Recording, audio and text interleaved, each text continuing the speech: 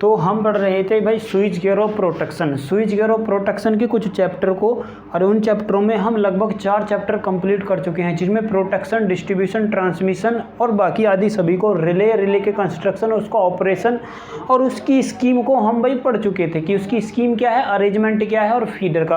बाकी हम देख रहे थे ओवर वोल्टेज का ओवर वोल्टेज से protection.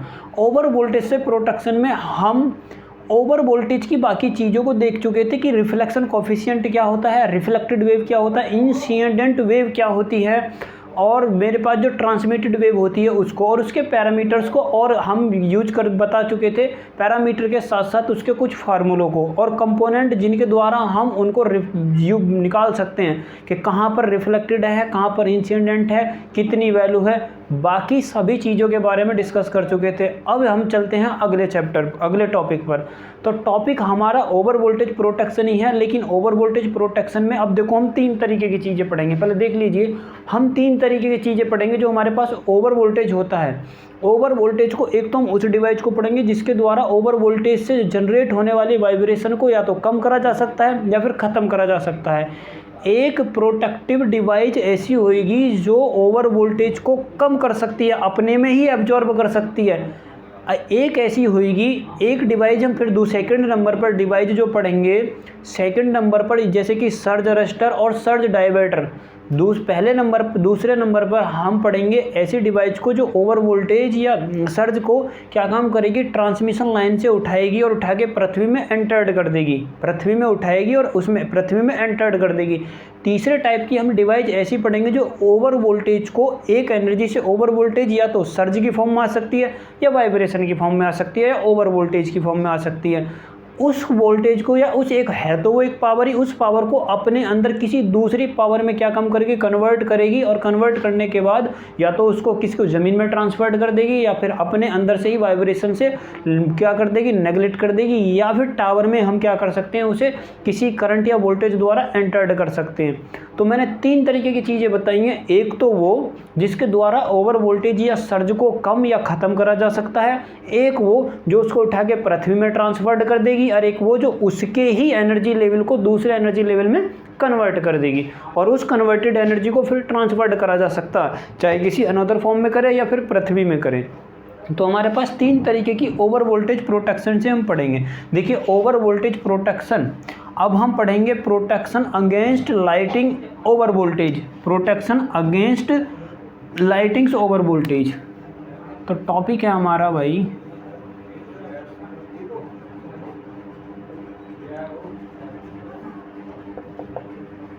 Protection against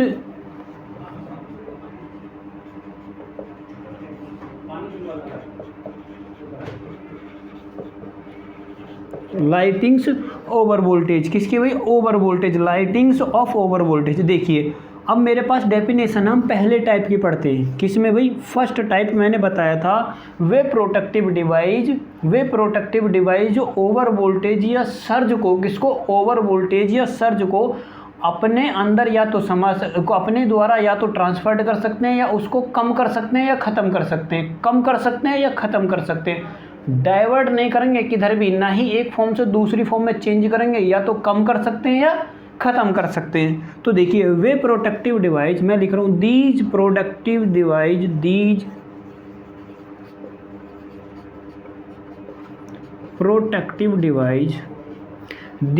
protective device surge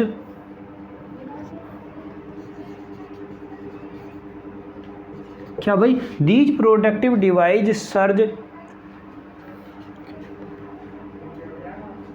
हैं, सर्ज ऐसे लिखिए कि सर्ज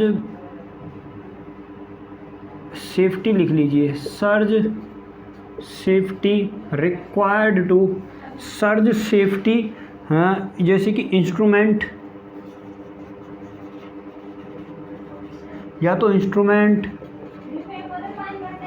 इक्वाइपमेंट, ऐसे ही लिख लीजिए आप, हिंदी इसमें लिखिए सर्ज इक्वाइपमेंट हो गया, अथवा लाइन, अथवा उस पर आने से रोकता है, अथवा से लिखिए उस पर आने से रोकता है, ऐसे हिंदी में लिख लीजिए, आने से रोकता है। किसको भाई, सर्ज को, जिन्होंने करा है देखिए मैं इसको लिख रहा हूँ, हाँ, वे प्रोटेक्टिव डिवाइस, बस इसको आप इतना कर लीजिए, वे प्रोटेक्टिव डिवाइस जो सर्ज को, किसको भाई, वे प्रोटेक्टिव डिवाइस जो सर्ज को इंस्ट्रूमेंट इक्विपमेंट में आने से रोकता है, में आने से और रोकता है, या फिर क्या करता है, अथवा सर्ज के एम्पलीट्यूड को कम कर देता है, रोकता है, या ऐसे लिख लीजिए भाई, सर्ज के एम्पलीट्यूड को क्या करता है, कम करता है, एम्पलीट्यूड को कम कर देता है।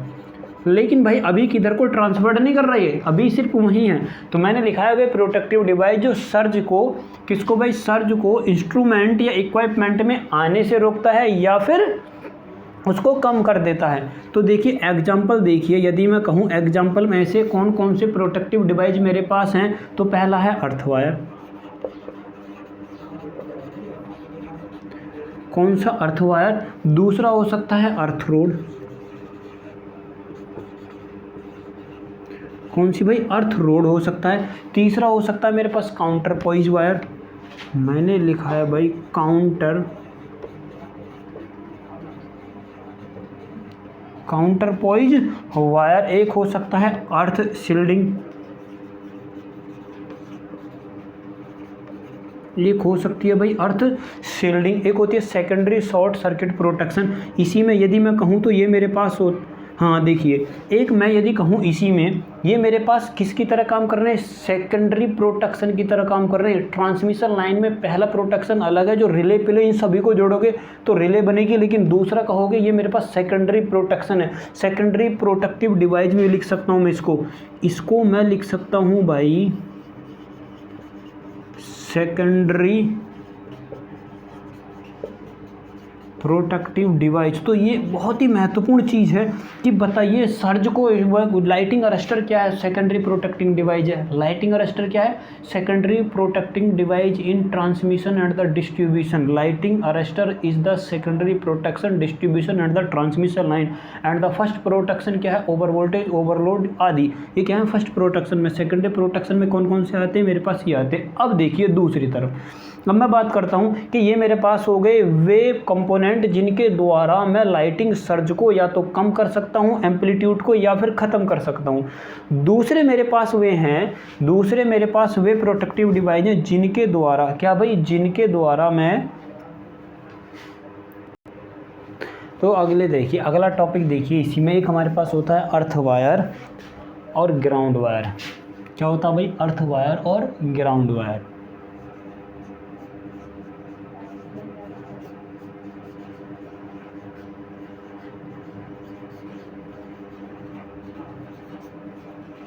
एक होता हमारे पास भाई अर्थ वायर और ग्राउंड वायर। जरा ध्यान, इसका अनोदर नाम भी होता है, एक और नाम होता है, अर्थ वायर को हम शील्डिंग वायर भी कहते हैं। क्या कहते हैं भाई, शील्डिंग। अर्थ वायर को हम शील्डिंग वायर भी कहते हैं। क्या कहते हैं भाई, शील्डिंग वायर भी कहते हैं। देखिए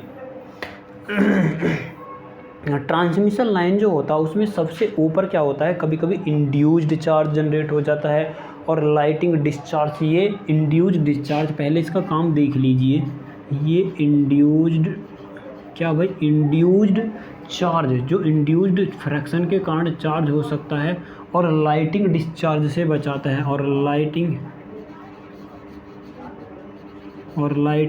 डिस्चार्ज क्या करता है भाई, लाइटिंग को डिस्चार्ज करने के लिए हमारे पास प्रोटेक्शन देता है।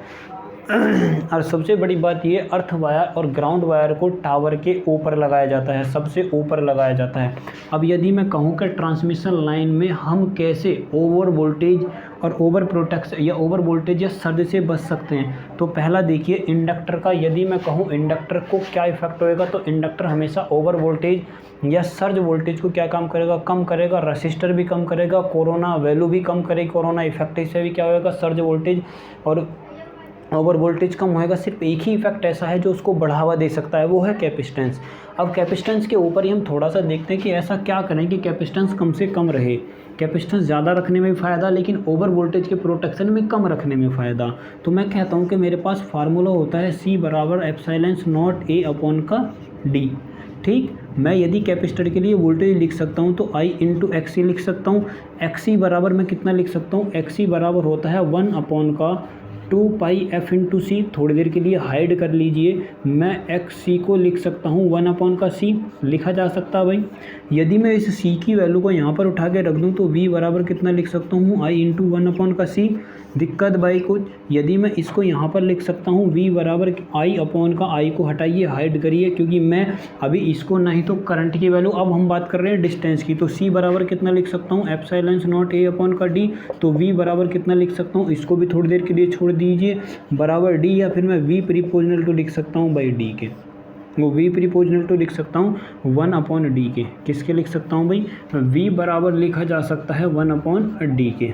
अब देखिए भाई, यदि मेरे पास ट्रांसमिशन और डिस्ट्रीब्यूशन के लाइव वायर और लाइव वायर से कंडक्टर वायर वो करने में अर्थ वायर और अर्थ वायर से या लाइव वायर से अर्थ के बीच की दूरी, लाइव कंडक्टर के बीच की दूरी और लाइव वायर से अर्थ वायर के बीच की दूरी, तीनों एक मेरे पास कंपोनेंट हैं।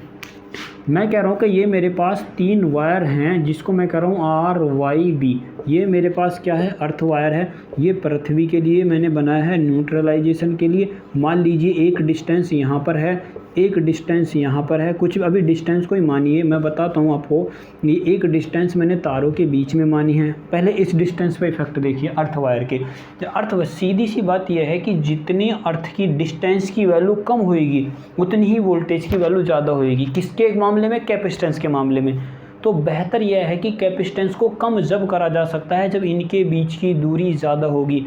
कैपेसिटेंस को कम करने के लिए दोनों लाइव वायर या अर्थ वायर के बीच में जितनी ज़्यादा दूरी होगी कैपेसिटेंस इफेक्ट उतना ही कम होगा। तो इसीलिए हम यहाँ पर तो इफेक्ट कम रखते हैं, लेकिन पृथ्वी से और लाइव वायर के बीच में दूरी को बनाकर एक मेंटेन करके रखा जाता है। क्यों रखा जाता है, क्योंकि अर्थ से, और क्योंकि भाई यहाँ पर भी माइनस चार्ज है, ये टावर से जुड़ा हुआ है ज़मीन से, तो यहाँ पर भी माइनस चार्ज बनेगा, यहाँ पर प्लस चार्ज बनेगा, तो एक कैपेसिटर की तरह काम करेगा। इसी कैपेसिटेंस इफेक्ट को कम करने के लिए क्या करा जाता है, लाइव वायर और पृथ्वी से बीच की दूरी को, लाइव वायर और पृथ्वी के बीच की दूरी को जितना ज़्यादा संभव हो सके उतना ज़्यादा रखा जाता है, और अर्थ वायर को जितना ज़्यादा संभव हो सके उतना ऊपर रखा जाता है। लेकिन अर्थ वायर का काम क्या होता है, इन लाइव वायर को ओवर वोल्टेज से बचाना। जैसे ही ऊपर से ओवर वोल्टेज आती है वो पहले अर्थ वायर से कनेक्ट होती है। अर्थ वायर हमारा कनेक्ट होता है अब पृथ्वी से, और पृथ्वी क्या कर देती है, उसको कहने में ओवर वोल्टेज या सर्ज को अपने अंदर एब्जॉर्ब कर लेती है। तो ये आपको याद रखना है, डी के रेस्पेक्ट में हम कैपेसिटेंस को कैसे कम कर सकते हैं ट्रांसमिशन लाइन के अंतर्गत।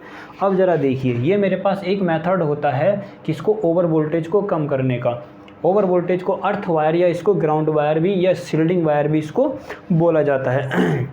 अब शील्डिंग वायर किस किस पर निर्भर करता है, एक मेरे पास देखिए शील्डिंग एंगल भी होता है। हम क्या करते हैं कि अर्थ वायर को अलग अलग तरीके से भी ट्रांसमिशन लाइन में सेग भी तो होता।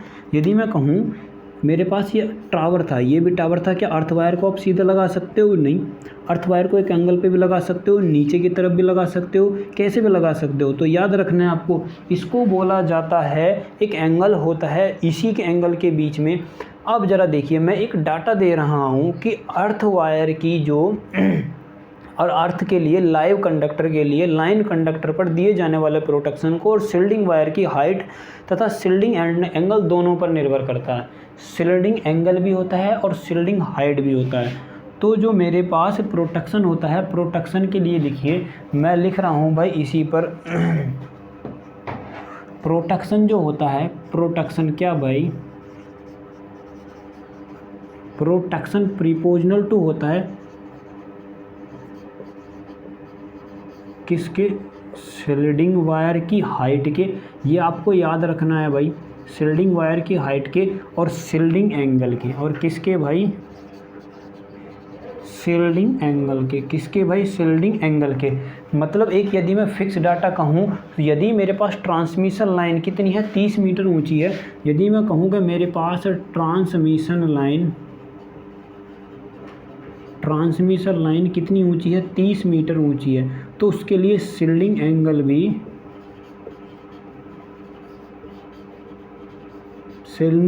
भी लगभग में समथिंग में 30 डिग्री के पास ही होना चाहिए। कितना होना चाहिए, 30 डिग्री के, मैक्सिमम 30 डिग्री के पास ही होना चाहिए। तो ये मेरे पास शील्डिंग वायर और अर्थ वायर और ग्राउंड वायर के लिए प्रोटेक्शन है कि मैं शील्डिंग वायर और ग्राउंड वायर को कैसे यूज कर सकता हूँ। एक होता है मेरे पास ग्राउंड स्क्रीन और अर्थ स्क्रीन। एक प्रोटेक्शन होता है ओवर वोल्टेज से बचाने के लिए ग्राउंड स्क्रीन या अर्थ स्क्रीन। स्क्रीन का मतलब है कि पूरी प्लेटों का यूज करना। देखिए दूसरा होता है ग्राउंड स्क्रीन और अर्थ स्क्रीन।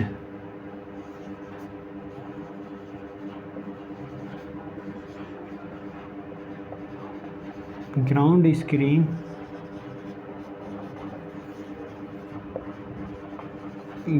स्क्रीन और अर्थ स्क्रीन। क्या भाई, ग्राउंड स्क्रीन और अर्थ स्क्रीन। देखिए ये ज़्यादातर मैक्सिमम ध्यान रखना है यदि बूझे, या मैं इसको प्लेट स्क्रीन भी बोल सकता हूँ भाई, ग्राउंड स्क्रीन अर्थ, या मैं इसको बोल सकता हूँ प्लेट स्क्रीन। जितने भी जनरेटिंग स्टेशन होते हैं, सब स्टेशन होते हैं, जितने भी जनरेटिंग स्टेशन होते हैं उनमें जो ज़मीन में अर्थिंग करी जाती है वो पूरी प्लेट छोटी छोटी प्लेटों को लगाकर करी जाती है। वहाँ पर रोडों का प्रयोग नहीं करा जाता है, वहाँ पर किसका करा जाता है, इसी का प्रयोग करा जाता। तो ये जो हम यूज कर सकते हैं, यूज करते ही हैं जनरेटिंग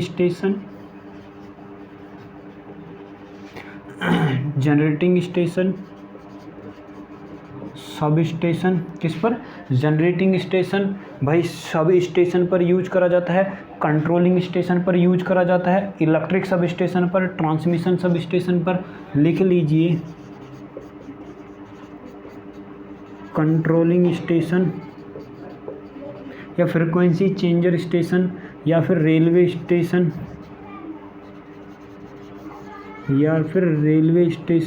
उन्हीं सभी पर किसका प्रयोग करा जाता है, ग्राउंड स्क्रीन और आदि इन्हीं का ट्रांसमिशन स्टेशन। ये इन सभी को क्या करा जाता है, प्रयोग करा जाता है। ये डायरेक्ट लाइटिंग स्ट्रोक से बचाता है। तीसरी बात यह है कि यह है डायरेक्ट लाइटिंग स्ट्रोक से बचाता है। किससे भाई, डायरेक्ट लाइटिंग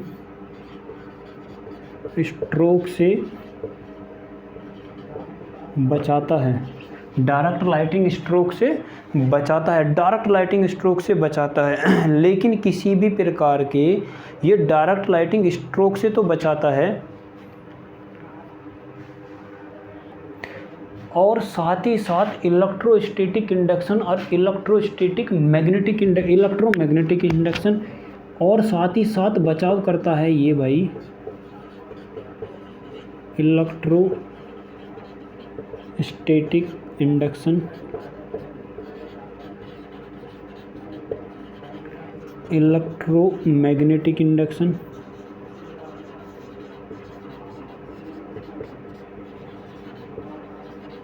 और इलेक्ट्रोमैग्नेटिक और मैग्नेटिक इंडक्शन आदि से बचाता है। मैंने बताया कि नीचे प्लेट की अर्थिंग करी जाती है, प्लेटों को लगाया जाता है बड़ी बड़ी को, उसी को बोला जाता है ग्राउंड स्क्रीन, अर्थ स्क्रीन या प्लेट स्क्रीन। ये सीधा डायरेक्ट लाइटिंग स्ट्रोक से बचाता है, लेकिन किसी प्रकार की अर्थिंग या अर्थिंग को प्रोवाइड नहीं करवाता है।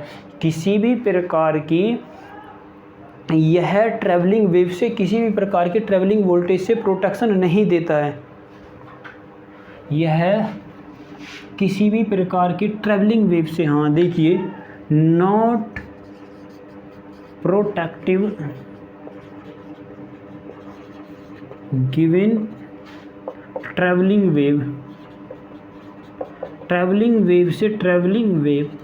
वेव से किसी प्रकार की भी कोई भी प्रोटेक्शन नहीं देता है। ये सिर्फ देता है डायरेक्ट लाइटिंग स्ट्रोक से, इलेक्ट्रोस्टैटिक इंडक्शन से, मैग्नेटिक इंडक्शन से, जो मैग्नेटिक चार्ज जनरेट हो जाता है, या इलेक्ट्रोस्टैटिक छोटे छोटे पार्टिकल घर्षण के द्वारा, एडी करंट आप ही सभी को जानते हो, उनके द्वारा जो जितने भी इफेक्ट होंगे उन सभी से क्या करता है, प्रोटेक्ट करता है। और प्रोटेक्ट किससे नहीं करता, ट्रैवलिंग वेव से किसी प्रकार का भाई प्रोटेक्शन नहीं देता है। होता क्या है, ये एक तरीके का नेटवर्क होता है जो उसके सब स्टेशन और उसके नीचे एक कॉपर का, किसका, एक कॉपर वायरों का एक बहुत बड़ा जाल होता है जो ज़मीन के अंदर बिछाया जाता है।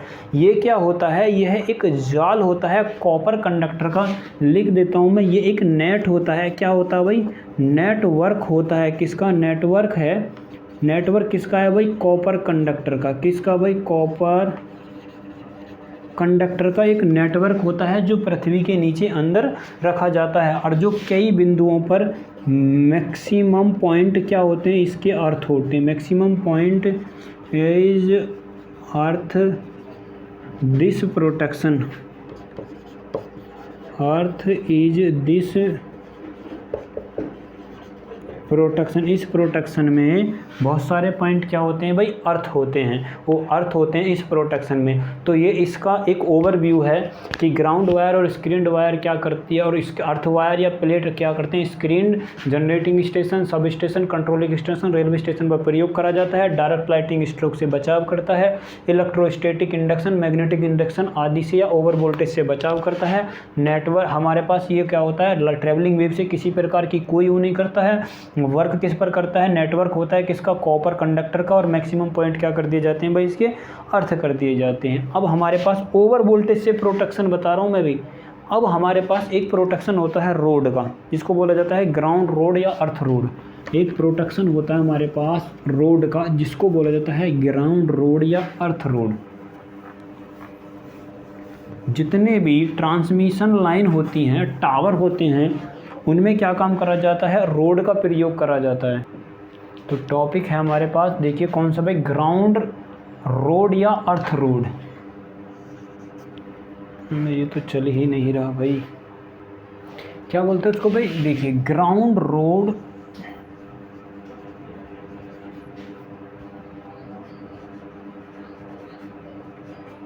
या अर्थ रोड। ग्राउंड रोड होता है या फिर क्या होता है भाई, अर्थ रोड। अब देखिए इसे क्या करा जाता है, टावर की जो लेग्स होती हैं, टावर की टांगों पर, नींव के नीचे टावर की टांगों से इनको कनेक्ट करा जाता है। और ये पैरेलल में क्या होती हैं भाई, कनेक्ट होती हैं। ज़्यादातर ये पैरेलल में कनेक्ट होती हैं, सारी की सारी पैरेलल में क्या होती हैं, कनेक्ट होती हैं। और टावर के सर्ज इम्पीडेंस को क्या कम कर देती हैं, अर्थ रोड को पहली बात तो टावर की लेग से जोड़ कर रखा जा सकता है, जोड़ कर रखा जाता है। यहाँ से लिख लो, it is connect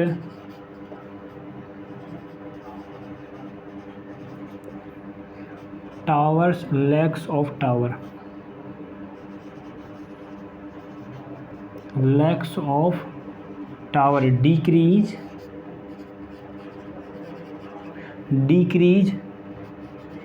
the footing resistance. Footing resistance को क्या काम कर देती है भाई, ये कम कर देती है।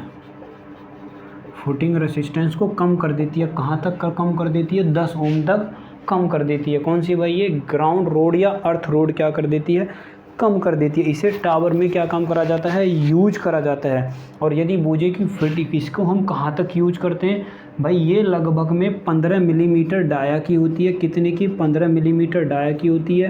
2.5 से 3 मीटर क्या होती है, मैक्सिमम इसकी लंबाई रख सकते हैं। और ज़मीन के अंदर 50 मीटर के अंदर या 50 से 100 मीटर की रेंज के अंदर क्या करा जाता है, इसको गाड़ा जा सकता है। 50 से 100 मीटर, यही डाटा आपको याद रखना है बस।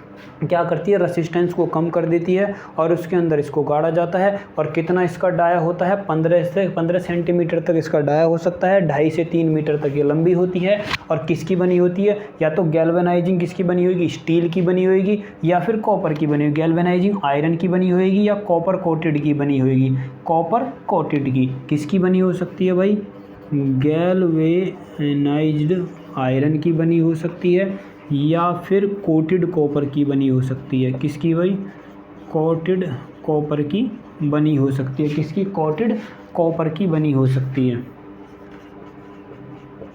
याद रखना आपको, किसकी बनी हो सकती है, कोटेड कॉपर की या गैल्वेनाइजिंग आयरन की बनी हो सकती है। और रेसिस्टेंस कम करने के लिए हम पैरेलल में क्या काम करते हैं, बहुत सारी रोडों को कनेक्ट कर देते हैं। ज़्यादा से ज़्यादा रोडों को कनेक्ट कर सकते हैं, क्योंकि पैरेलल में किसी भी चीज़ को पैरेलल में रोडों को लगाने पर रेसिस्टेंस उतना ही कम होएगा जितनी आप उनको जोड़ोगे, तो ज़्यादा से ज़्यादा हम 3 या 4 और भी फुटिंग रोड को यूज करते हैं। और ग्राउंड रोड को या अर्थ रोड को यूज करके क्या कम कर सकते हैं, फुटिंग रेसिस्टेंस को कम करा जा सकता है।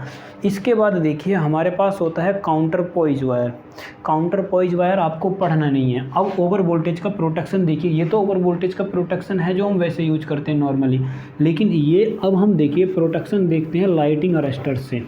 हमारे पास कुछ लाइटिंग अरेस्टर्स होते हैं। लाइटिंग अरेस्टर्स, पहली बात तो ये लाइटिंग अरेस्टर्स लगाए कहाँ जाते हैं, या तो ये लगाए जाते हैं ट्रांसमिशन लाइन जहाँ से स्टार्ट होती है, या फिर जहाँ ट्रांसमिशन लाइन ख़त्म होती है, बीच में कहीं पर भी नहीं लगाए जाते हैं, या सब स्टेशन पर लगाए जाते हैं। जहाँ सब स्टेशन कोई सा भी हो, कैसा भी हो, सब स्टेशन पर ही लाइटिंग अरेस्टर का अरेंजमेंट करा जाता है।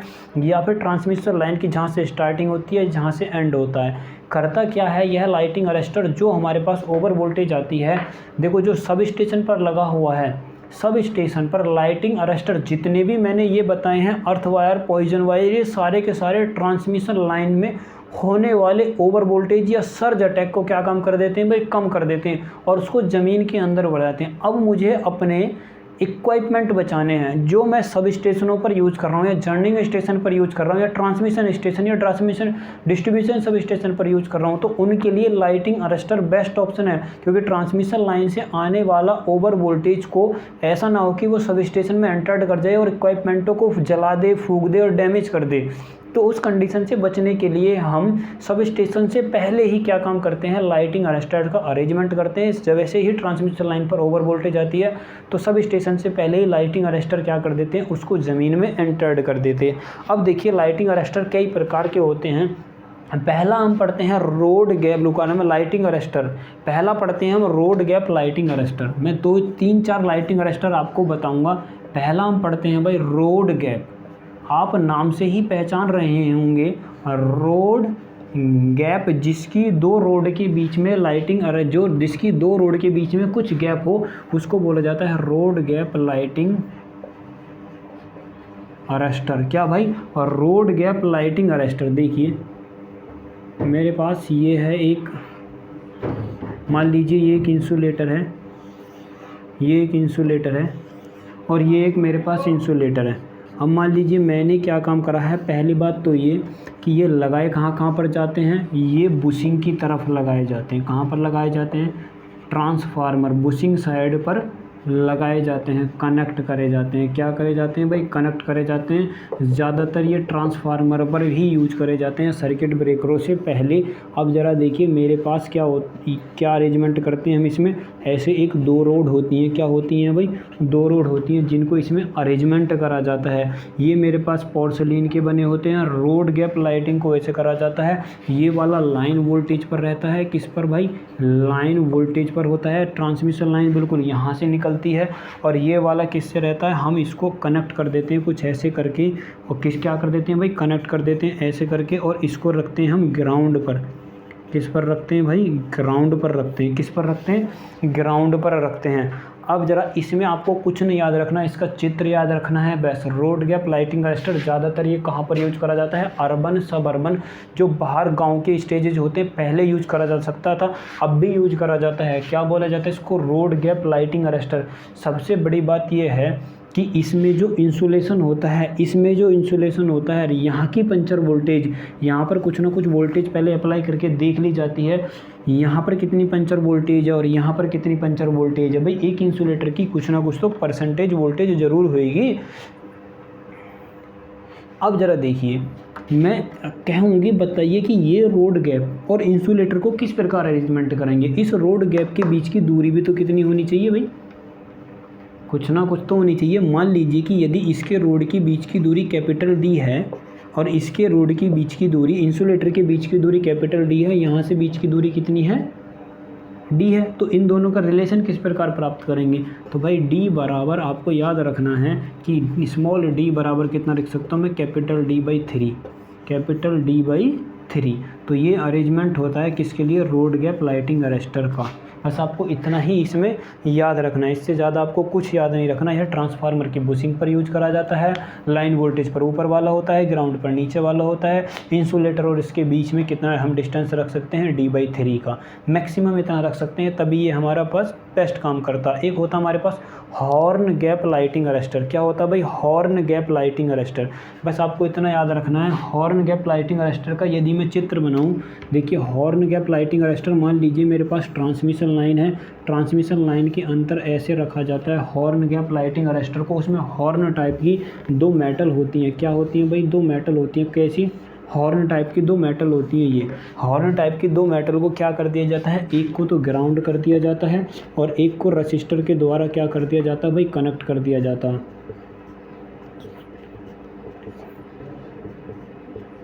ये मेरे पास होती है किसके द्वारा, रजिस्टर के द्वारा इसको अर्थ कर दिया जाता है।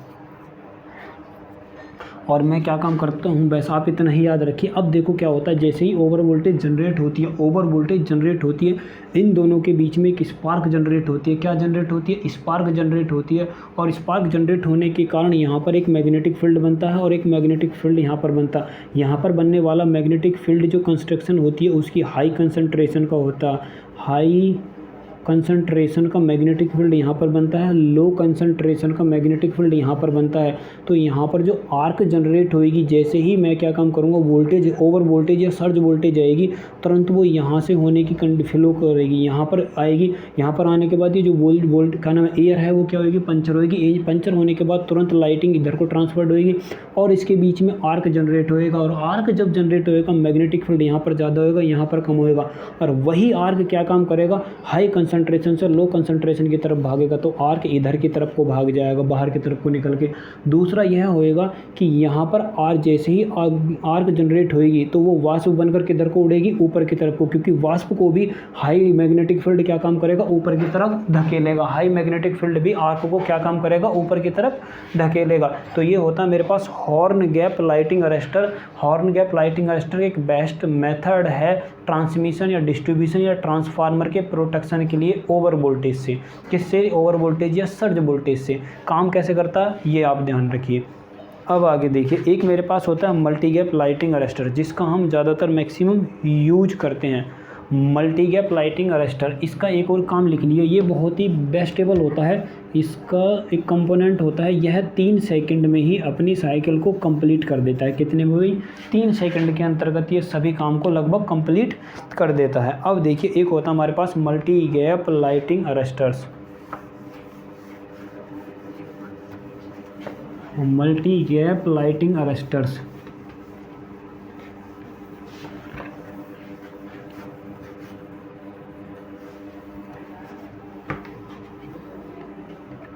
एक होता है मेरे पास मल्टी गैप लाइटिंग अरेस्टर्स। ये आपको ठीक से पढ़ना है। मल्टी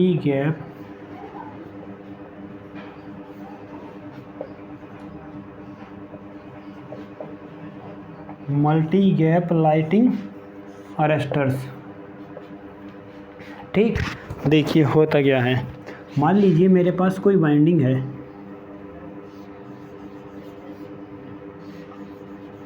ये आपको समझना ज़्यादा ज़रूरी है भाई।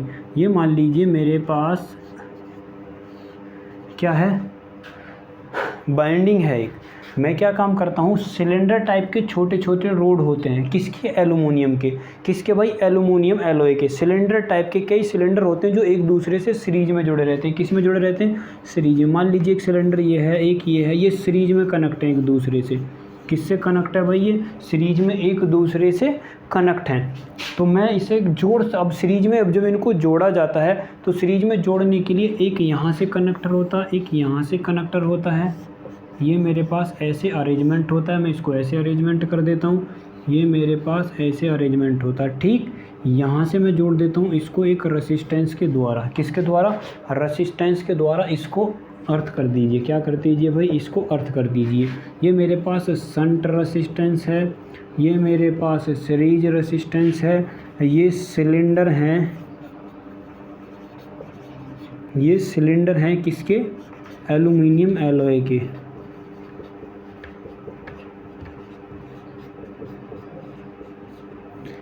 एल्युमिनियम एलॉय के, किसके भाई, एल्युमिनियम एलॉय के। ये शंट गैप हैं, इनको मैं क्या बोल सकता हूँ, shunt gap.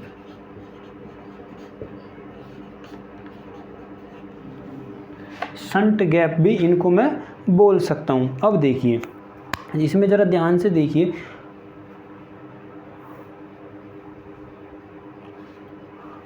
Multi gap lightning arrester, पहली बात तो ये बना किसका होता है, एल्युमिनियम एलॉय का। अब क्या होता है, जैसे ही ट्रैवलिंग वेव आती है, क्या होता है, ट्रैवलिंग वेव आती है, एल्यूमिनियम जो एलॉय होता है, ट्रैवलिंग वेव जैसे ही जनरेट होएगी, एल्यूमिनियम के जो एलॉय के सिलेंडर हैं वो अपना काम करना चालू करेंगे। मतलब एल्यूमिनियम एलॉय जो है वो वाइब्रेशन करेंगे, वाइब्रेशन होने के बाद एक करंट प्रोड्यूस करेंगे, और वो करंट प्रोड्यूस होते होते सीरीज रेजिस्टेंस के द्वारा इधर हो जाएगी, या ओवर वोल्टेज जैसे ही आएगी ये थोड़ा सा चार्ज अपने ट्रांसफर करेगा, ये करेगा, ये करेगा, और ये यहाँ पर करेगा। लेकिन कभी कभी क्या होता है, ओवर वोल्टेज की कंडीशन में देखिए यहाँ पर चार्ज जैसे ही बहुत ज़्यादा आएगा, वही चार्ज पहले इस सिलेंडर पर फिर इस सिलेंडर पर सीरीज में लगे हुए हैं, ये चार्ज एक साथ ऐसे डिस्ट्रीब्यूशन करते हुए पल्ली तरफ ग्राउंड कर देंगे। लेकिन कभी कभी क्या होता है, ट्रैवलिंग वेव आती है, ट्रैवलिंग वेव की कंडीशन में ये वाइब्रेशन इतना कर जाते हैं कि इनकी जो चार्ज ट्रांसफ़र करने की कैपेबिलिटी है वो कम हो जाती है।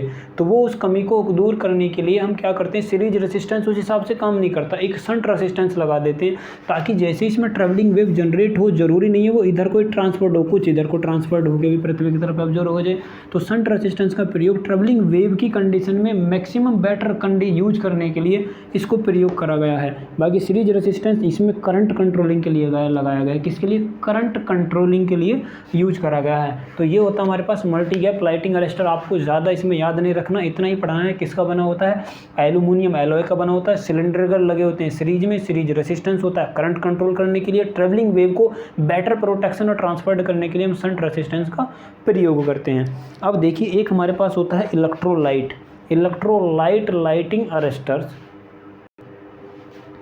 आगे देखिए अगला हमारे पास है इलेक्ट्रोलाइट लाइटिंग अरेस्टर। कौन सा है, इलेक्ट्रोलाइट लाइटिंग अरेस्टर। देखिए इलेक्ट्रोलाइट लाइटिंग अरेस्टर किससे काम करते हैं, मैंने बोला है इलेक्ट्रोलाइट लाइटिंग अरेस्टर, ध्यान से सुनना भाई, इलेक्ट्रोलाइट लाइटिंग अरेस्टर्स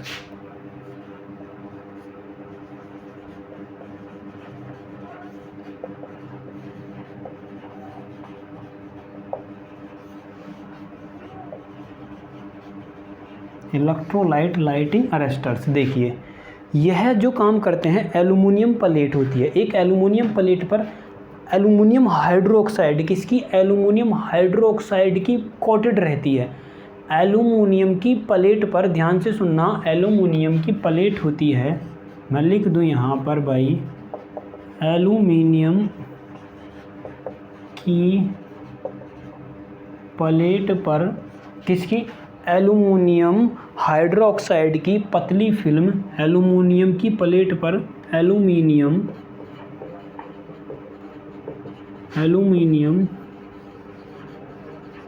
हाइड्रोक्साइड की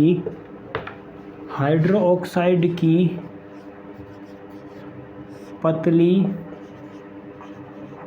फिल्म की, क्या भाई, पतली फिल्म किस में डूबी रहती है, एल्यूमिनियम की प्लेट पर एल्यूमिनियम हाइड्रोक्साइड की पतली फिल्म इलेक्ट्रोलाइट टाइप है ना भाई, तो इलेक्ट्रोलाइट में डूबी रहती है। क्या रहती है भाई, डूबी रहती है, इलेक्ट्रोलाइट में डूबी रहती है।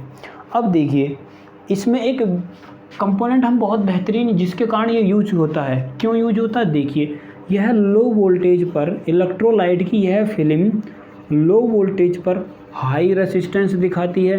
कैसा दिखाती है भाई, हाई रेसिस्टेंस दिखाती है लो वोल्टेज पर, और यह हाई वोल्टेज पर किस पर भाई, हाई वोल्टेज पर लो रेसिस्टेंस दिखाती है। कैसा दिखाती है, लो रेसिस्टेंस दिखाती है हाई वोल्टेज पर।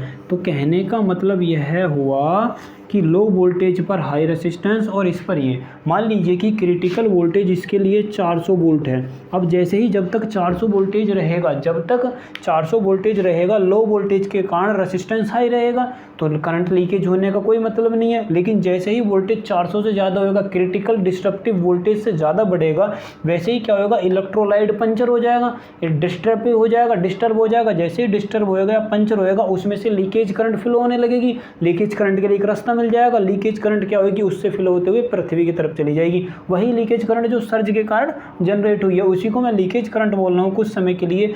तो इसका मतलब यह हुआ, लो वोल्टेज पर हाई रेसिस्टेंस दिखाना और हाई वोल्टेज पर लो रेसिस्टेंस दिखाना। इसी कंपोनेंटों का इसको उठा करके हम कहाँ यूज करते हैं, इलेक्ट्रोलाइट में इसका यूज करते हैं। कहाँ पर यूज करते हैं, इलेक्ट्रोलाइट लाइटिंग अरेस्टर के टाइप में इसका भाई यूज करा जाता है।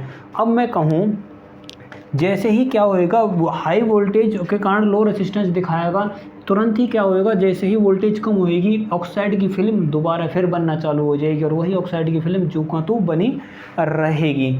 फिल्म बनती रहती है और बिगड़ती रहती है, किसके कारण, लो वोल्टेज और हाई वोल्टेज के कारण। लेकिन इसमें कुछ कमी होती है। देखो मैं यदि इसका क्रिटिकल वोल्टेज लिखूँ, क्या लिखूँ, क्रिटिकल वोल्टेज, यदि मैं कहता हूँ कि बताइए क्रिटिकल वोल्टेज कितना हो सकता है, क्रिटिकल वोल्टेज हो सकता है नंबर ऑफ एल्यूमिनियम डिस्क, जितनी भी मैंने नंबर ऑफ फिल्म लिख लीजिए, बात वही है, नंबर ऑफ फिल्म, और क्या नाम है, वोल्टेज, क्या भाई, वोल्टेज किसका, एक फिल्म, एक उसका, एक एल्यूमिनियम की प्लेट का जितना वोल्टेज है उसको, या critical voltage of each film, कैसे भी लिख लीजिए, यही देखिए, या critical voltage of each film, critical voltage of each film, critical voltage of each film, या critical voltage of each film क्या होता है, क्रिटिकल वोल्टेज होता है नंबर ऑफ फिल्म और into critical voltage of each film. Low voltage के लिए high resistance दिखाती है, हाई वोल्टेज के लिए लो रेसिस्टेंस दिखाती है। तो ये आपको याद रखना है, लेकिन इसमें कुछ कारण हैं। देखो सबसे ज़्यादा, पहली बात तो ये महंगा होता है, पहली बात तो ये भाई कॉस्टली होता है। कैसा होता है, कॉस्टली होता है। दूसरा, इसमें सबसे बड़ी जो परेशानी की बात है, सबसे बड़ी परेशानी की बात यह है कि यह मेंटेनेंस इनका बहुत ही ज़्यादा हाई होता है और बड़े नाजुक होते हैं, बहुत ज़्यादा नाजुक होते हैं, जल्दी से यूँ ही ख़राब हो जाते हैं। टेढ़े मेढ़े रखोगे तो भी इनकी इलेक्ट्रोलाइटिंग की प्लेट प्रभावित होती है। और सबसे ही बड़ा नुकसान यह है कि ये टेम्परेचर या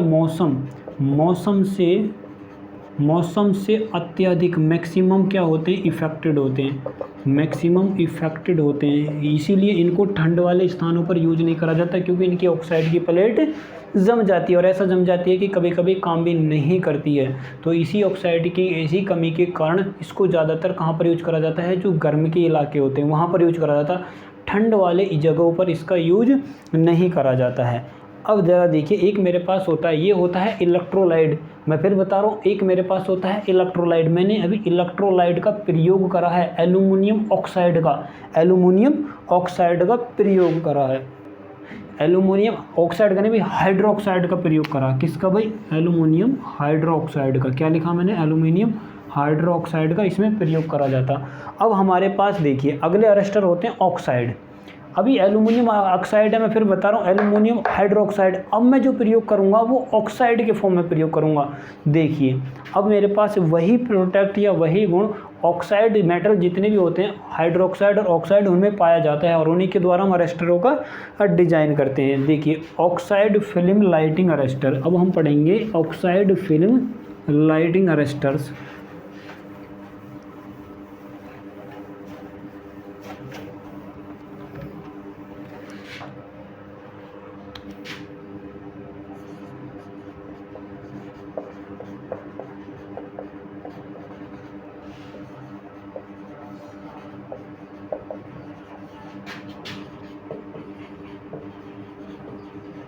ऑक्साइड फिल्म लाइटिंग अरेस्टर का हम देखिए, पहले बात तो आप दो चीज़ों को ध्यान से सुनिए। मेरे पास दो तरीके के वो होते हैं मेटल।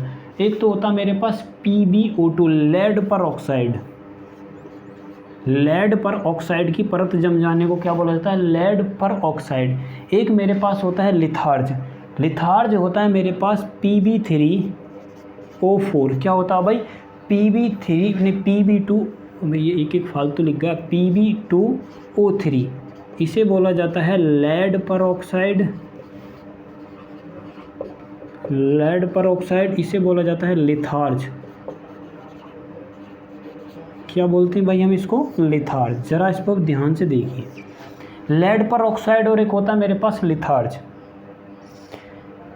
इनका एक बेहतरीन कंपोनेंट होता, इनका भी एक यूज यह होता है, वो तो देखो काम कर रहे थे किस पर, वोल्टेज पर, वो काम कर रहे थे वोल्टेज पर। जैसे ही ज़्यादा वोल्टेज आया और ये काम करने लग गए, लेकिन ये काम करते हैं टेम्परेचर के इफेक्ट पर। किस पर काम करते हैं, work on effect, work on temperature effect. इनका लिख लीजिए, वर्क ऑन टेम्परेचर इफेक्ट, क्या भाई, टेम्परेचर इफेक्ट पर ये काम करते हैं। कैसे भला, मान देखो मैं बात कर रहा हूँ लेड पर ऑक्साइड की, किसकी बात कर रहा हूँ भाई, लेड पर ऑक्साइड की। लेड पर ऑक्साइड का 20 डिग्री पर टेम्परेचर होता है 2.5 किलोमीटर, कितना भाई, ओम पर किलोमीटर, किलोमीटर नहीं, ओम पर किलोमीटर, कितना भाई, ओम पर किलोमीटर। लेकिन जैसे ही मैं टेम्परेचर समथिंग में 150 के पहुंचाता हूँ कि 150 डिग्री सेल्सियस पर, इसका ही रेसिस्टेंस कितना पहुंच जाता है, 600 मेगा ओम, 600 मेगा ओम पर किलोमीटर पर पहुंच जाता है। तो इसमें भाई क्या हुआ, मुझे एक बेहतरीन जो वो यह है मिला कि जैसे ही टेम्परेचर 20 डिग्री था इतना हो गया, और जैसे ही मेरे पास 150 हुआ 600 मेगा ओम पर के लिए यूज हो गया। तो ये मेरे पास टेम्परेचर 20 डिग्री पर कितना है, 2.5 ओम पर किलोमीटर, 150 डिग्री पर कितना हो जाता है भाई, 600 मेगा ओम।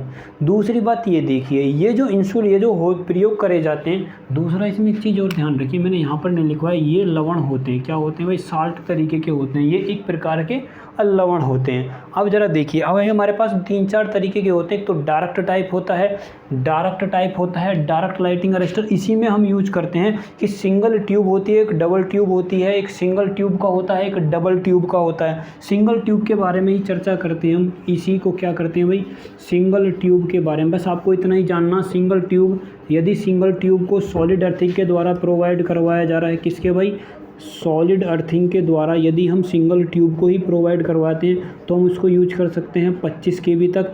लेकिन यदि मैं उसको ही किसके द्वारा, इंडक्टर के द्वारा, किसके द्वारा, इंडक्टर अर्थिंग करवाता हूं, तो मैं उसको प्रयोग कर सकता हूं 18 केवी तक। कहां तक, 18 केवी तक, और सॉलिड अर्थिंग के द्वारा 25 केवी तक। किसके लिए भाई, single tube. Oxide film lighting arrester, क्या करा जाता है, इसकी एक ट्यूब बनाई जाती है जिसमें राइस को अरेंजमेंट करा जाता है, और उन्हीं अरेंजमेंटों को ऐसे ही प्रयोग कर सकते हैं हम सिंगल ट्यूब के द्वारा। 25 केवी और 18 केवी तक इनकी मैक्सिमम यूज होती है। बस आपको इतना ही याद रखना है। बस बाकी आपको वही है कि जब वोल्टेज ज़्यादा होएगी तो रेसिस्टेंस कम होएगा, और वोल्टेज लीकेज करंट या वोल्टेज क्या होएगी, ट्रांसफर्ड हो जाएगी किधर को, पृथ्वी की तरफ को। इसमें क्या हो जाए, इसमें स्पार्क गैप होते हैं। फिल्म जैसे मैं कहूँ कि भाई ये इतना ही ध्यान रखिए आप, कुछ नहीं है इसमें। ये मेरे पास होता है ऑक्साइड फिल्म, यहाँ पर मैंने ऑक्साइड करा है, कुछ ऑक्साइड की छोटी छोटी फिल्म बनाई है ये वाली। जैसे कि फिल्म होती है किसकी, ऑक्साइड की या लिथार्ज की, लेड पर ऑक्साइड की या लिथार्ज की। जैसे ही ज़्यादा वोल्टेज आती है, इनके बीच की वोल्टेज क्या होती है, स्पार्क ओवर वोल्टेज से ज़्यादा जैसे ही होती है, तो ये फिल्म क्या करती हैं, एक दूसरे को चार्ज ट्रांसफर करना चालू कर देती हैं। और जैसे ही चार्ज ट्रांसफर हो जाता, तब जब वोल्टेज हाई होती है या फिर टेम्परेचर ज़्यादा होता है, जैसे ही वोल्टेज हाई होती है, स्पार्क होती है इनके बीच में, क्या होती है, स्पार्क जनरेट होती है किसके बीच में, फिल्म के बीच में। और जैसे ही स्पार्क जनरेट होगी, वोल्टेज क्या, टेम्परेचर बढ़ जाएगा, और टेम्परेचर बढ़ते ही तुरंत क्या हो जाएगा, ये चार्ज या वोल्टेज को ट्रांसफर कर देंगे किधर की तरफ को, पृथ्वी की तरफ को। क्या कर देंगे भाई, ट्रांसफर कर देंगे किधर की तरफ को, पृथ्वी की तरफ को। ये ज़्यादातर वहाँ पर प्रयोग करे जाते हैं जहाँ पर देखो ये लेड ऑक्साइड की ऑक्साइड फिल्म है, जो एक बार अरेंजमेंट हो गया। ये ज़्यादातर वहाँ पर यूज करे जाते हैं जहाँ पर मेंटेनेंस लो होता है, मतलब कि जहाँ पर एक बार लगा दिया, दोबारा 20-30 साल लगाने की, 10-20 साल लगाने की ज़रूरत ही नहीं पड़ती। ऐसी जगह पर हम किसका यूज कर सकते हैं, ऑक्साइड फिल्म लाइटिंग अरेस्टर का यूज कर सकते हैं। और ये बड़े इकोनॉमिकल होते हैं और सस्ते भी होते हैं भाई, इकोनॉमिकल भी होते हैं, सस्ते भी होते हैं। और ये लवण होते हैं एक तरीके के। पूछ लेके बताइए कि ऑक्साइड फिल्म में हम किस मेटल का यूज करते हैं, तो ये मेटल आपको मोस्ट हैं, इसमें मोस्ट ही हैं इनके मेटल, लेड पर ऑक्साइड और लिथार्ज का प्रयोग करा जाता है। दूसरा देखिए थायराइड लाइटिंग अरेस्टर, कौन सा भाई, थायराइड लाइटिंग अरेस्टर। अब मैं कहूँ कि एक मेरे पास मेटल होता है सिरेमिक, कौन सा भाई, मेटल की प्रॉपर्टी के आधार ही पढ़ने आपको लाइटिंग अरेस्टर में, कुछ नहीं पढ़ना है बाकी। अकार्बनिक यौगिक होता है, कौन सा भाई, थायराइड लाइटिंग अरेस्टर। मैं लिख रहा हूँ थायराइड लाइटिंग अरेस्टर, कौन सा, थायराइड लाइटिंग अरेस्टर।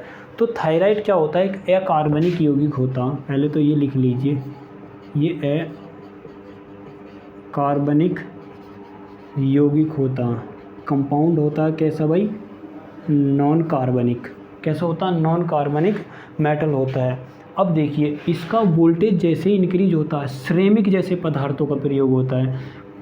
अकार्बनिक पदार्थ थायराइड में जो लाइटिंग अरेस्टर हम यूज करते हैं, देखो अकार्बनिक यौगिक जैसे कि सिरेमिक, क्या भाई, सिरेमिक। मोस्ट इम्पोर्टेंट बात यह है कि थायराइड एक मेरे पास क्या है, कंपोनेंटों का ग्रुप है और उसमें एक मेटल है जिसका नाम है सिरेमिक। याद रखना है थायराइड एक ग्रुप है, उसमें एक क्या है, सिरेमिक है मेरे पास। एक थायराइड प्रॉपर्टी समझ लीजिए कि पृथ्वी में पाया जाने वाला एक तरीके से, जैसे कि उसको बोलते हैं जो पृथ्वी में से निकलते हैं और अयस्क, उनमें से एक मेरे पास उसका मेटल है क्या है, सिरेमिक। कैसा, ये अकार्बनिक। सिरेमिक का एक और बेहतरीन गुण होता है, ऑक्साइड का गुण होता है टेम्परेचर बदलने पर, लेकिन सिरेमिक का सबसे बेहतर गुण यह होता है कि यह लो वोल्टेज पर, क्या भाई, लो वोल्टेज पर हाई रेसिस्टेंस दिखाते हैं। और इसी प्रॉपर्टी का हम यूज करके लाइटिंग अरेस्टर में मैक्सिमम यूज होने वाला लाइटिंग अरेस्टर कौन सा है, सिरेमिक टाइप या थायराइड, सिरेमिक मटेरियल का थायराइड लाइटिंग अरेस्टर। और हाई वोल्टेज पर क्या काम करता है, हाई वोल्टेज पर यह लो रेसिस्टेंस प्रोवाइड करवाता है। क्या भाई, लो रेसिस्टेंस प्रोवाइड करवाता है। मोस्ट करके लिख लीजिए भाई, नोट करके लिखिए इसमें, यह फास्टेड लाइटिंग अरेस्टर है। कैसा, फास्टेड लाइटिंग अरेस्टर, कौन सा, थायराइड या सिरेमिक टाइप का। यह सबसे तेज़ चलने वाला है। मैं यदि इसमें और कहूँ तो सबसे इसमें बेहतर डाटा याद करने लायक क्या हो सकता है कि थायरिंग अरेस्टर को किस प्रकार बनाया जाता है, कितनी डिक्सों का प्रयोग करा जाता है और कैसे इनको जोड़ा जाता है। देखिए, जो थायराइड में हम डिक्स प्रयोग करते हैं, एक डिक्स ये होती है मेरे पास, एक डिक्स ये होती है। मान लीजिए एक डिक्स ये है मेरे पास, एक डिक्स ये है, ये मैंने लगाई है ऐसे करके। इस डिक्स का जो डाया होता है कम से कम, डाया होता है कितना भाई, 15 सेंटीमीटर का। इसकी जो मोटाई होती है, क्या भाई, मोटाई जो होती है, इसकी मोटाई होती है लगभग में 10 सेंटीमीटर की, मीटर नहीं, इसे लिखिए सेंटीमीटर। 15 सेंटीमीटर की डिक्स की डाया जो होता है, डाया होता है 15 सेंटीमीटर का, मोटाई होती है 10 सेंटीमीटर की। डाया 15 का होता है, मोटाई 10 सेंटीमीटर की होती है, जिसको हम यूज करते हैं। और यदि मैं कहूँ कि ये डिक्स एक दूसरे से कैसे जोड़ी जाती हैं, तो ग्रेफाइट की, किसकी भाई, इसकी मरकरी की, किसकी भाई, मरकरी की। क्या होता है, स्प्रे द्वारा यहाँ पर बौछार कर दी जाती है यहाँ पर, और फिर उसके बाद इनको जोड़ा जाता है। ये मेरे पास होती है मरकरी। मरकरी क्या होती है भाई, मरकरी को क्या कर दिया जाता है, इस पर छिड़क दिया जाता है और उसके द्वारा इसको जोड़ दिया जाता है, या फिर स्प्रे गन मेटल द्वारा इसको जोड़ दिया जाता है। ग्रेफाइट भी जोड़ देते हैं हम, किसको भी यूज कर सकते हैं भाई, ग्रेफाइट को भी छिड़क देते हैं। ग्रेफाइट या मरकरी को एक दूसरे की, बूझा जाए कि बताइए थायरिस्टर की प्लेट किसके द्वारा जोड़ी जाती हैं, तो मरकरी या ग्रेफाइट के द्वारा जोड़ी जाती है। कितनी मैक्सिमम डाया हो सकता है, 15 सेंटीमीटर का। मोटाई कितनी हो सकती है, 10 सेंटीमीटर की इसकी मोटाई हो सकती है। और ये सबसे फास्टेस्ट स्विच है, और मैक्सिमम हम थायराइड या सिरेमिक टाइप के लाइटिंग अरेस्टर को ही यूज कर सकते हैं। एक मेरे पास होता है, और ये सर्ज डाइवर्टर होता है। ये क्या होता है, ये भी लिख लीजिए, ये भाई सर्ज डाइवर्टर होता है। सर्ज डाइवर्टर मैंने अभी आपको बताया था कि वह प्रोटेक्टिव डिवाइस जो सर्ज या ओवर वोल्टेज को पृथ्वी में क्या कर दे, ट्रांसफर्ड कर दे, उसको बोला जाता है सर्ज डाइवर्टर। उसमें जो प्रोटेक्टिव डिवाइस आती है, सर्ज डाइवर्टर आता है और लाइटिंग अरेस्टर आता है। ये मैंने लिखा है सर्ज डाइवर्टर। एक होता है मेरे पास प्रोजेक्शन ट्यूब। क्या होती है भाई, प्रोजेक्शन ट्यूब। देखिए प्रोजेक्शन ट्यूब में, देखिए प्रोजेक्शन ट्यूब क्या काम करती है। प्रोजेक्शन ट्यूब, उसको एक पहले चित्र बनाता हूँ मैं, जब समझिएगा, जब समझ में आएगा वो।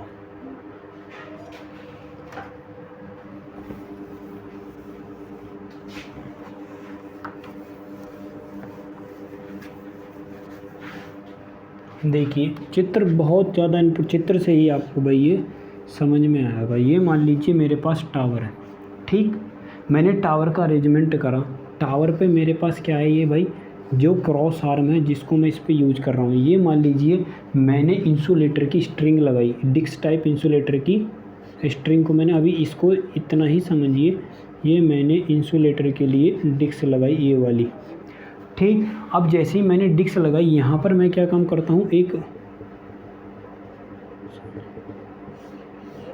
यूज करते हैं हम इसको ऐसे, ठीक। अब जैसे मैं इसको यूज करूँगा, ये मेरे पास होती है एक नीचे की तरफ स्ट्रिंग का, हम इसको यूज करते हैं। अब मैं क्या काम करता हूँ, इसी पे दिखाई दे रहा है भैया, जी हाँ, यहाँ पर भी दिखाई दे रहा है। देखिए मैं इसको ही एक और छोटी सी क्रॉस आर्म लगाता हूँ। क्या लगाता हूँ भाई? Cross arm.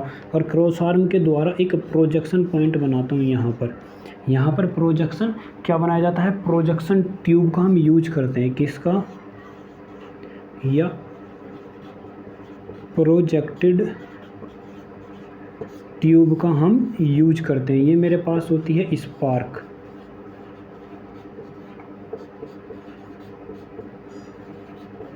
स्पार्क वोल्टेज क्या होती है भाई? ये स्पार्क गैप, या मैं स्पार्क वोल्टेज भी लिख सकता हूँ। ये वाली डिस्टेंस क्या कहलाती है? स्पार्क गैप कहलाती है। ये मेरे पास इंसुलेटर होगा। अब देखिए, अब हम क्या काम करते हैं, इसको इस पे ऐसे जोड़ देते हैं। ऐसे समझिए, बिल्कुल एकदम स्ट्रिक्ट के द्वारा इसको ऐसे जोड़ दिया जाता है। इससे कई पॉइंट बनाकर इसको जोड़ दिया जाता है। बस आप इस पर समझ लीजिए। अब देखिए क्या होता है, जब कभी भी ट्रांसमिशन लाइन में ओवर वोल्टेज या सर्ज वोल्टेज जनरेट होती है। क्या होती है? सर्ज वोल्टेज जनरेट होती है। तो सर्ज वोल्टेज जनरेट होने के कारण या वाइब्रेशन जनरेट होता, क्या जनरेट होता है भाई? Vibration. Surge voltage travelling wave, वो कहाँ पर आएंगी? सर्ज वोल्टेज तुरंत ही इंसुलेटर के यहाँ पर आएंगे। जैसे ही इंसुलेटर के यहाँ पर आएंगे, यहाँ पर एयर गैप है या फिर कुछ मटेरियल डाल देते हैं हम, या एयर गैप डाल देते हैं। जैसे ही एयर गैप या मटेरियल क्या होएगा, वोल्टेज इसकी पंचर वोल्टेज से ज़्यादा वोल्टेज मिलेगी, तो ये क्या हो जाएगा? पंचर हो जाएगा। और जैसे ही पंचर होएगा, ये क्या काम करने लगेगा? ये मेरे पास प्रोजेक्टर ट्यूब वाइब्रेशन करने लगेगी। और यही वाइब्रेशन या यहाँ से जो एडी करंट या इंड्यूस्ड करंट जितनी भी आ रही हैं, क्या नाम, जितनी भी वोल्टेज या ट्रैवलिंग वेव आ रही हैं, ये उनको इंड्यूस्ड करंट में बदल देगा, या एडी करंट में, या ऐसे ही बदल देगा, या मैकेनिकल वाइब्रेशन करवा देगा। और वो सारे के सारे टावर से होती हुई ज़मीन में एंटर्ड कर जाएंगे। क्या कर जाएंगे? एंटर्ड कर जाएंगे। कुछ वाइब्रेशन होएगा, कुछ एडी करंट जनरेट होंगी, कुछ इंड्यूस्ड वोल्टेज, वो सारी की सारी इस टावर फुटिंग टावर के नीचे वाले लेग से जुड़ी हुई हैं और कहाँ पर चली जाएंगी? ज़मीन के अंदर चली जाएंगी। तो ये आपको याद रखना है। इसको बोला जाता है भाई projector tube lighting arrest. Projector tubes क्या बोला जाता है? प्रोजेक्टर ट्यूब, जो सर्ज स्ट्रोक या ओवर वोल्टेज से क्या काम करता है? प्रोटेक्शन देता है हमें। किससे देता है भाई? प्रोटेक्शन देता है ओवर वोल्टेज या सर्ज और वोल्टेज से।